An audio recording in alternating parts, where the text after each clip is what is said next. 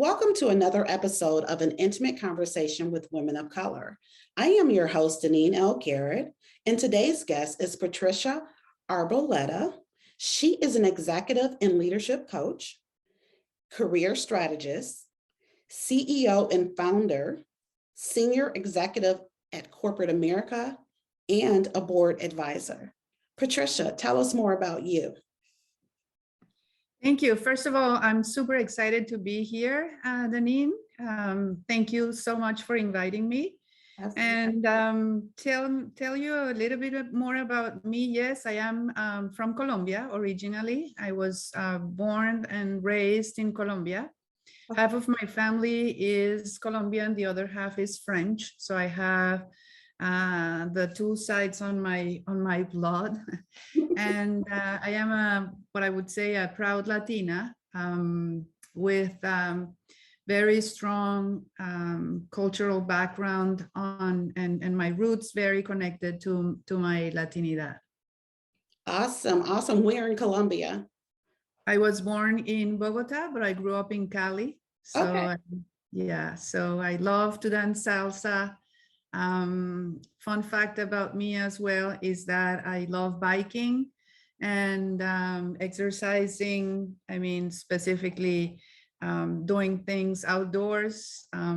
So I am a person who enjoys that type of activities and also doing new things and trying new things like skydiving or horseback riding and things like that. Yeah, I love to horseback ride and I do want to skydive. I haven't done it yet. So I recommend you do it because first of all, the adrenaline at the beginning is incredible. I have never felt so much adrenaline like that day. And then the experience is unforgettable. So you'll like it. I bet. Now, did you ever bungee jump when that was like, popular? Did you ever do that? No, I didn't try bungee jumping. That's one thing that I would never do, for example. I would do skydiving 100 times before I ever do bungee jumping.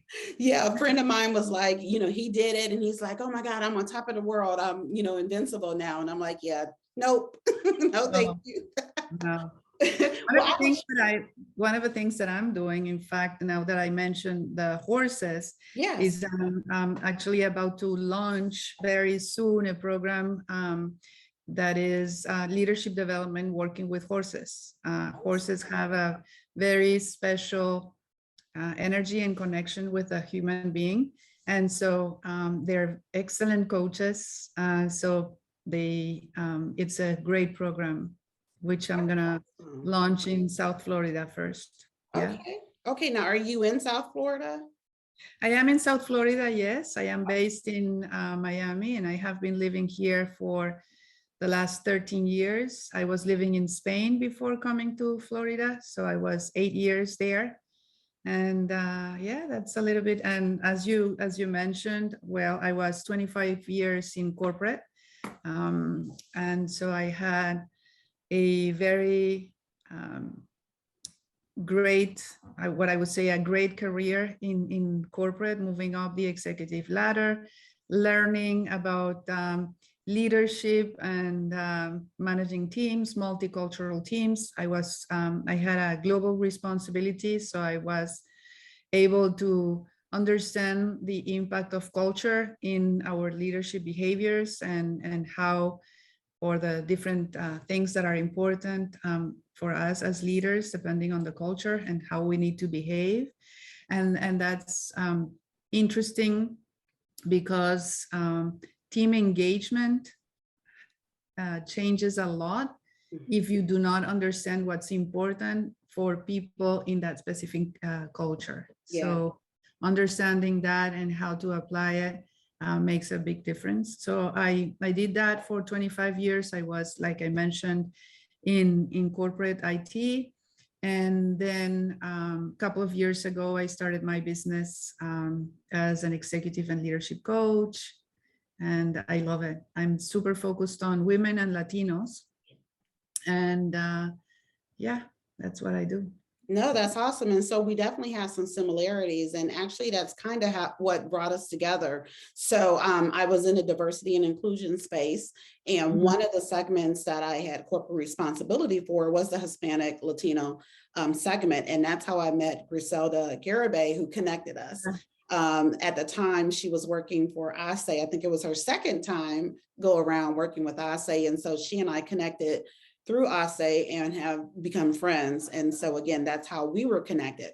But I was looking behind me because I changed my desk today because the artwork that's behind me is of travel. And I was looking for what I brought back from Colombia. So something on my wall, maybe from Colombia. So this wall has Colombia, Cartagena specifically, but it has art, art from Cartagena, Cuba, and Puerto Rico.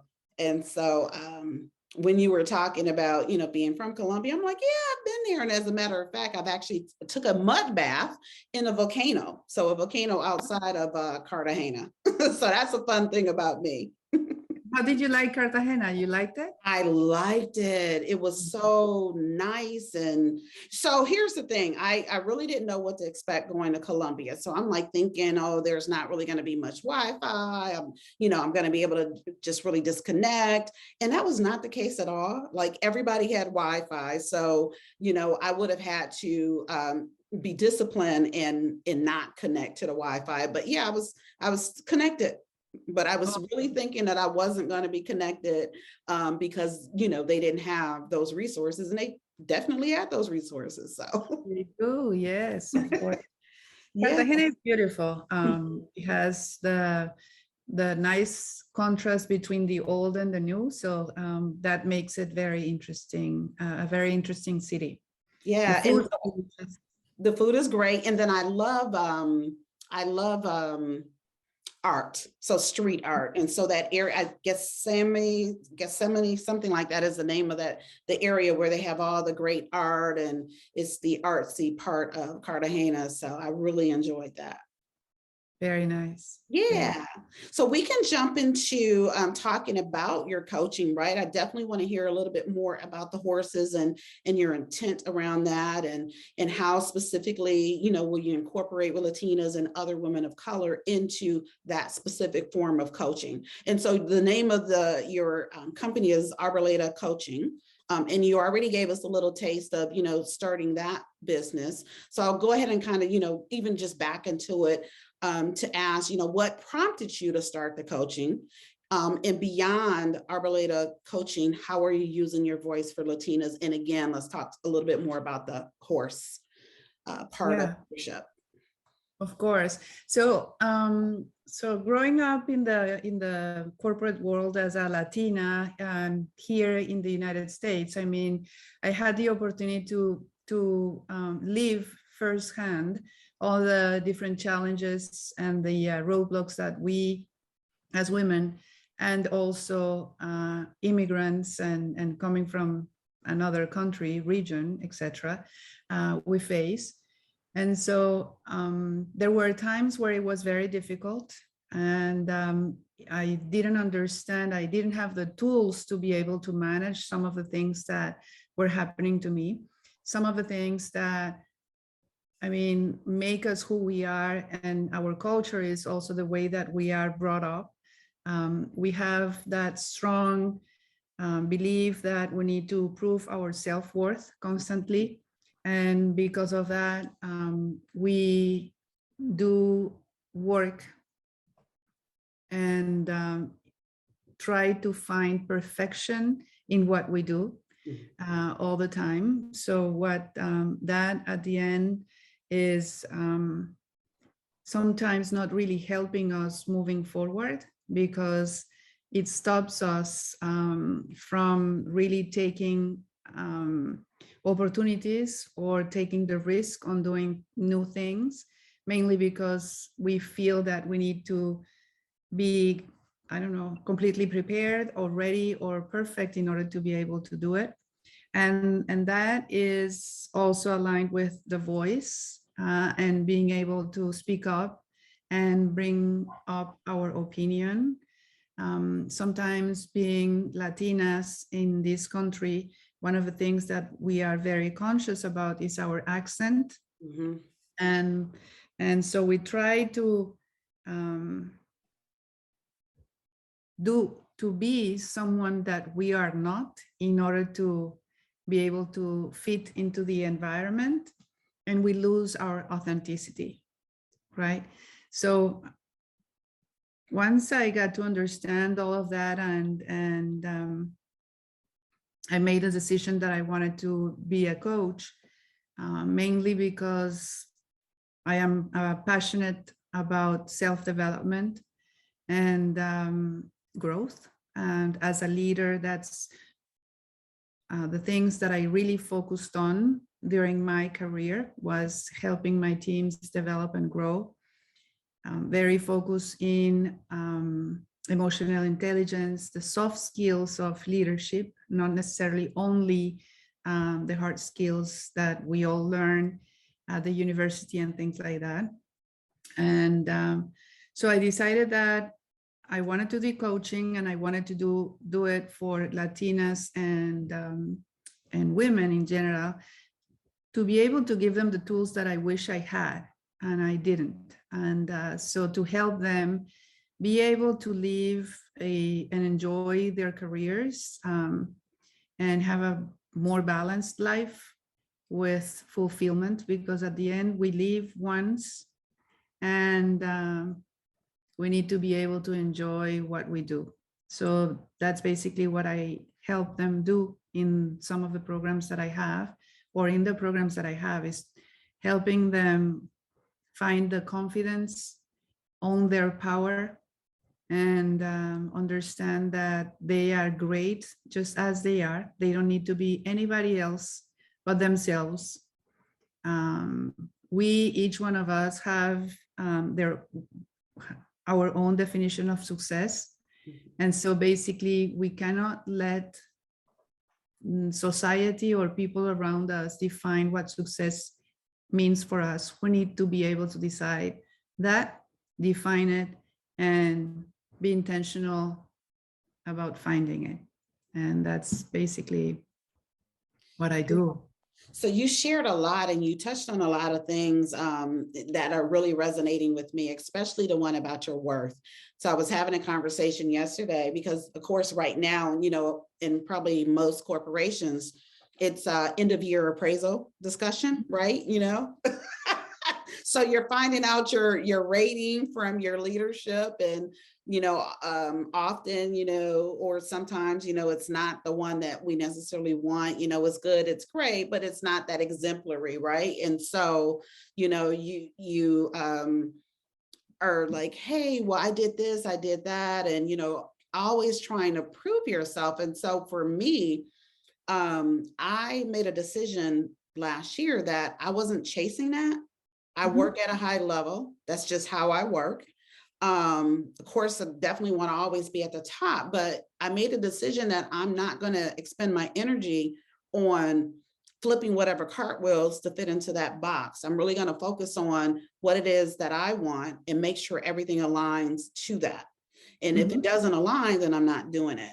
And right. And so and I tell, and I, you know, coach folks, and I tell them that I'm like, you know, in the corporate world, look at it two different ways. And there's other ways that you can look at it, but these are two.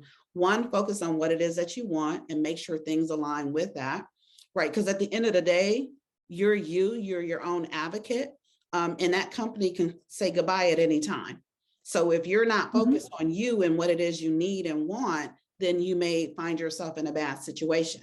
And the other one is, if you are so stuck on, well, no, I do want that top rating and ranking and all of that, then you need to have a conversation with your leader to find out what's important to them. Because so often women who do produce and work at certain levels, we're doing all of this work and we're executing and, you know, we're accomplishing all these things that we feel are important. But at the end of the day, is it important to that person who's actually going to sign off? And if it's not, it doesn't matter that you created this, you created that, you impacted this, you impacted that. If it's not the thing that they're concerned about, then you're not going to get the results. So I love that you said, what you said and the reason why you did start Arboleda Coaching. So I definitely appreciate that. But so go ahead. Yeah. Yeah, I was going to say, to your point on end of year appraisals, one of the things that I usually share with people is, first of all, you need to agree on what the priorities are going to be, right? How you're going to be measured, what's important for them, like you're saying. And then not only agree on the priorities, but be able to communicate the priorities. And throughout the specific period, even it's 3 months, 6 months, the year, be able to also share your achievements, because we shy away from sharing our achievements and sharing what we're doing. And there are ways for us to be able to feel comfortable sharing what we have accomplished, and without feeling that we're bragging, because some of us, feel like, oh my gosh, if I start sharing what I'm doing, people are going to say that I'm bragging and I don't want to do it. So it is necessary for us to be able to talk about what we're doing and to agree. And at the end, when you're going to go to that end of year appraisal, go prepared. Be prepared, ask questions, don't just go there waiting for them to tell you if you have done a good job or not, but be ready to have a conversation, to lead the conversation with the right questions, and being able to, like I said, align your achievements with the priorities that you set at the beginning, with the metrics that you set at the beginning, and with what's important for the organization and the company. So if you go with that, then it's going to be a lot more rich conversation for you, and better, more productive in a way. Absolutely. And so you gave us some actionable steps. And so I want to ask the same thing with this next part. So you just talked about, you talked about voice. I believe you even talked about power. And so again, thinking, what you're planning to do with the horses. So those women who haven't tapped into their power or their voices, what 3 actions will help them own both? So like how would you address this with your horse leadership training? So let me just start by, addressing it not necessarily only with the horses, but in general. Yes. So you need to start with building a strong mindset, okay? Because our beliefs determine our results. And once we understand that, and we understand that our beliefs are things that we have in our subconscious mind since we are little, that maybe the beliefs that we have are not really true.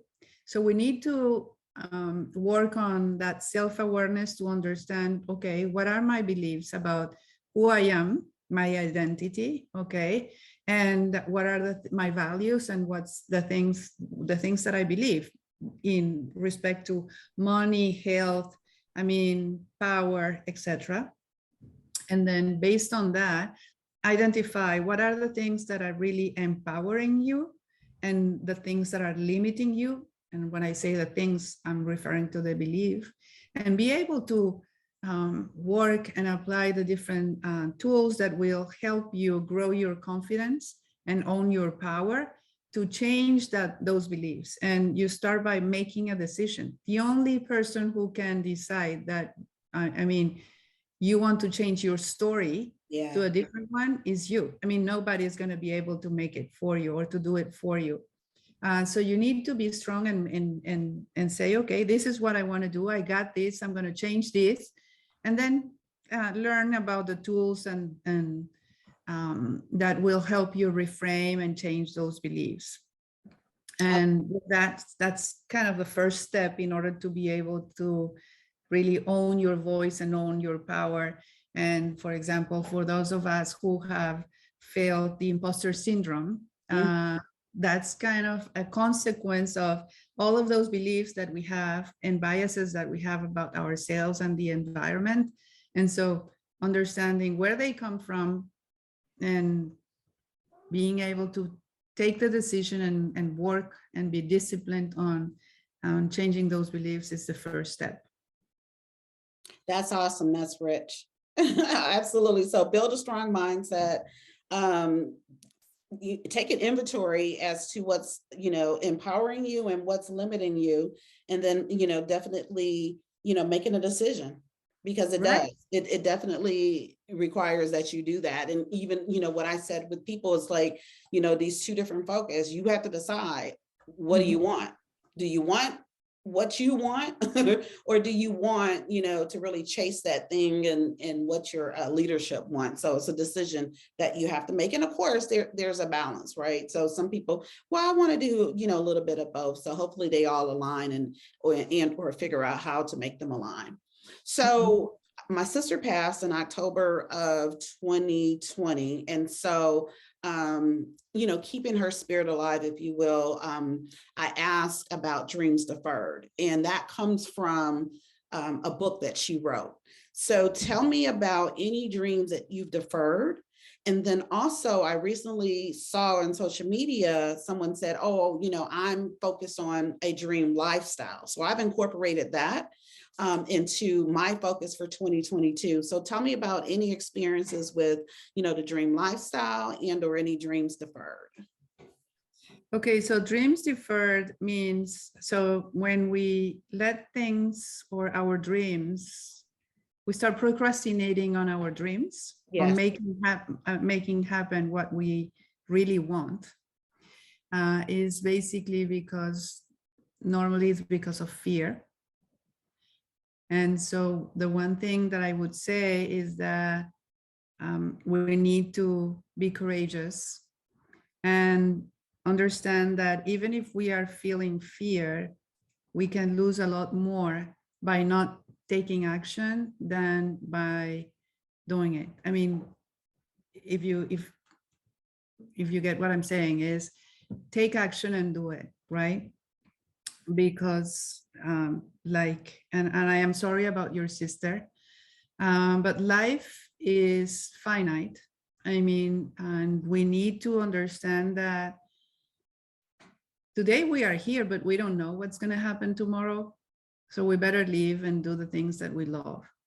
So that's also, I remember reading something a few years ago when I was still in corporate. I was a workaholic, really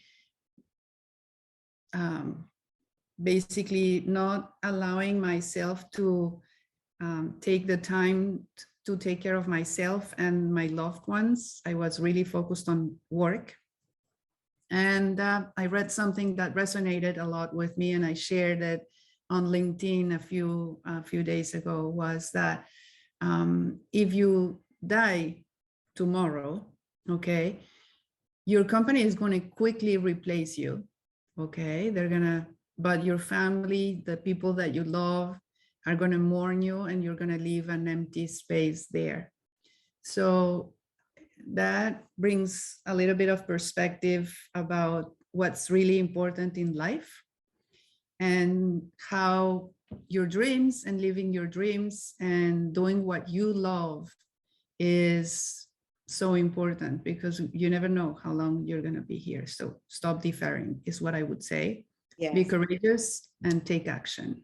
Yeah, and I love that you said live, because actually that's my one word for the year, is to live and live a dream lifestyle. And so, and I backed into that by thinking about, what is my 2022 going to look like? What am I attracting and manifesting for myself for 2022?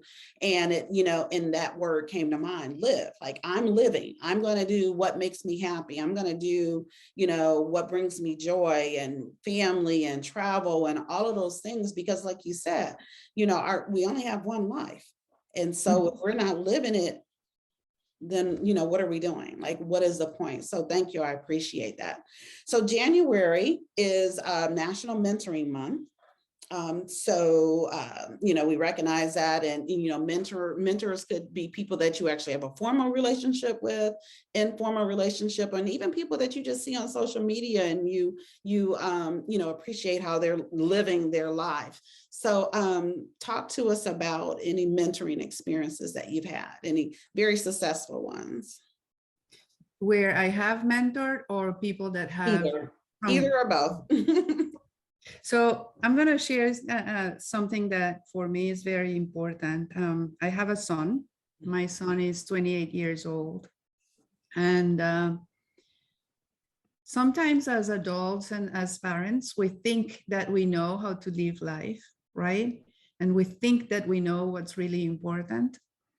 But I have had always an open mind to really learn from my son, and he has been a mentor for me in many areas in my life. It's like he has been the one who always told me to focus in the present, right? You don't know what you don't know, so don't start worrying about what's going to happen next. Just focus on what's happening now. I remember, he telling me that since he was, I don't know, probably 15 years old. So you have the tendency to think that you need to have mentors that are older than you, more experienced in life because of years. But the reality is that for me, my son has been a very important mentor in how I live life and how I prioritize things. And yeah, that has been very valuable for me. No, and I can definitely relate. I was having a conversation Friday with a friend of mine, and we just talking about different things, and all things pointed to my son. So I have a 20-year-old son. And so, we were talking about how she was saying, I'm a connector, I'm a this, I'm a that, and how we got together. And I'm like, we got together because I was looking for a math tutor for my son. Mm-hmm. And so that's how I was connected with her. And X number of years later, we're friends, we're connected. And, and other things that I'm doing, I'm like, he is like that the nucleus, if you will, of so many different things that I had to recognize. So I definitely feel you on that, with your son being a mentor, because there are so many things that we can learn from them, grow from them, and even decide to do because of them. So I definitely, feel all of that. So before we wrap, what would you like to leave our audience with? So I would like to share my motto. My motto is, don't be perfect, be courageous. And it says a lot about my own experience, my life. And I would like to invite everybody that is listening to be courageous and make 2022 the year to be courageous, to connect with what's important for you, be able to be authentic and be who you are, and accept and love you as you are. And like you said, and I love the fact that you said, live life and with authenticity and courageously, taking action, taking risks, and pushing you to get out of your comfort zone and do the things that you love. Don't defer dreams. I love all of that. Thank you so much. Patricia Arboleda, thank you so much for lending your voice on an intimate conversation with women of color. And for those that are either listening on your favorite podcast platform or watching on YouTube, we greatly appreciate it. Please continue to do so. Subscribe, share, all those great things. And just to pull again, build a strong mindset. Figure out what empowers you, what limits you, and make a decision and be courageous at it. Patricia, thank you so much, and enjoy the rest of your day. Thank you. Likewise. Thank you so much. You're welcome. Bye.